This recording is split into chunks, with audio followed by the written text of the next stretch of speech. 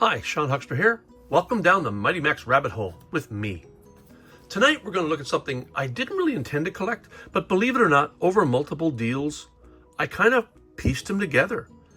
There's one piece missing, and we will talk about that. But let's start with the set. So it's really interesting that I have a full card back in such great condition. Of course, that's not true. This is a scan, but it's a good one. I'll let you read the premise here, because that's the premise of the show. And if you don't know that already, you're probably in the wrong place. So this is Mighty Max Double Demon. Max fights evil in a new and bigger dimension. Enter the Battle Warriors. And the Battle Warriors is a new series. Well, it was a new series based on figures themselves. So what were available were the Battle Conqueror, Double Demon, that's the one we're looking at now, Lava Beast, and Pharaoh Fang. The story so far. The two horror heads of Double Demon are in eternal conflict with each other and with Max. Now Skullmaster and the Hydra's head of darkness have teamed up. Double trouble. So he's also called Hydra, by the way. As a character, he's called Hydra. He's also called Double Demon. And he's called Double Demon because he has two heads, both of which are in conflict with each other. And so the rest of the story goes like so. Skullmaster has overpowered the demon's head of goodness. You see how he hits the demon's head of goodness, which is the one on his right. And let your head of evil be supreme. At last I can destroy. Yes, master. And this puny boy will be your victim. I think yes, master comes after that. And Max just kind of portals in on this and he goes, wait a minute, not a great portal. And then Skullmaster on his Doom disc flies at Max and says, I will finish you myself. Max, of course, they missed again, Boneface. You will die slowly from the eternal flame of the head of evil. And then Max figures it out. That means the other head must be good, right, Scully? No, evil reigns, mighty one. No, Skullmaster, you know that if Double Demon's balance between good and evil is upset, it will die. Double Demon doesn't seem to like that. No, don't listen to him. Go, let's get rid of a little evil around here, says Max. And Skullmaster says, no, you fool, while Double Demon turns on Skullmaster. And Max, as often, just says, I guess it's time to go home. I guess it's time to head home, with another pun. So the parts list is down here, kind of hidden away. So the contents are, we get the Double Demon Battle Max figure with the Scepter of Souls, twin finger flick stinger missiles, Doom disc vehicle with power pack, Skullmaster, and Mighty Max. This is almost complete. I am missing one thing, and that is, I believe, the Scepter of Souls, because these seem to be the dual finger flick missiles. One has a kind of a fork here, and the other has flame. And these are finger flick because you flick them with your finger. And there are the two heads. The one on the right is the one that Skullmaster has taken over, and the one on the left is the good one. And let's get our missiles back here. So the one thing I'm missing is the Scepter of the Souls, which is a missile very similar to this one, but it's not really a missile. I think it could be used as a missile.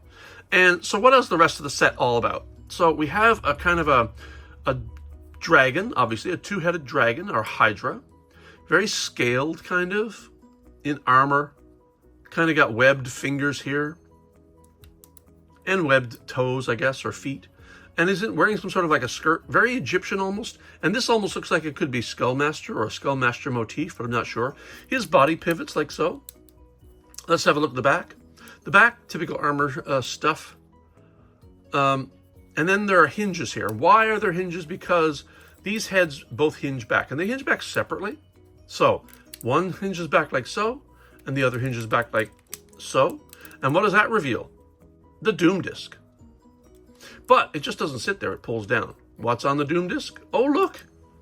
Max and Skullmaster. There's a foothold on the Doom disc for Max, and there's a little peg and a space for Skullmaster to sit on the Doom disc. The Doom disc just pops out. It sits on a peg right here, like a little hole peg, so you pull that out, and you have your Skullmaster character here, and you have Mighty Max here, and this will be a Series 2 Mighty Max, I believe. Because this would have come out later. Now, what I find interesting is a lot of times the people doing the comic don't always talk to the people making the product, or vice versa, or the product design changes after the comic is made. Because in this case, if you will notice, the Doom disc the little engine and power pack is underneath. And it's not just underneath there, you can see it here as well. And that's not how it is, because that would mean the Doom Disk has to go this way, and that's not true, because it also shows the hover platform, the hover disc, right here. So you see that totally. In the comic book, this part is supposed to be on bottom, but it isn't. Again, totally forgivable. That's just what happens when you're making a product, and there's multiple departments involved, and there's multiple stages, design decisions get made later. And this is the Doom Disk, and Max can fly it, but Max can come off and stand here, for example. And then there's a peg for the foot of Skullmaster, and he can sit right here and straddle the power pack, leaving perfect space for Max to sit as well, or to stand in this case. Now, this doesn't have a stand or anything. It sits on a peg. That peg, as you know, fits into the chest plate that swings down. We'll talk about that in a minute. And then we've got Skullmaster. But what does he have right here? He's got a big hole in his hand. You know why? Because he can hold any of the missiles. They're quite large, but he can hold them. He can hold this missile. He can hold the double fork missile. Quite large. And also he can, I believe he can hold the scepter as well, but I don't have that. I will be looking for that to complete this set. But, I mean, one piece missing isn't too bad. So, let's have a look at the set. Once you open it up, you reveal pretty much your standard kind of machine interior. There are gears here, but that's just to make room for the arms that swing, because the arms have no articulation other than the shoulders, and that's where they swing from. And then up in the head, you've got just your typical piping going up into the head, showing that, you know, as usual, when you open up a creature of Mighty Max series, it's mostly machine inside. Here you have a sticker with more machine stuff. Then you've got another skull. And this is where the Doom Disk sits. There's really not much more to it than that. But you will notice that Hydra himself has a space to hold his scepter or a missile. Now, I am not sure if this hand can hold a missile. It's almost like the hand is a little bit too wide there.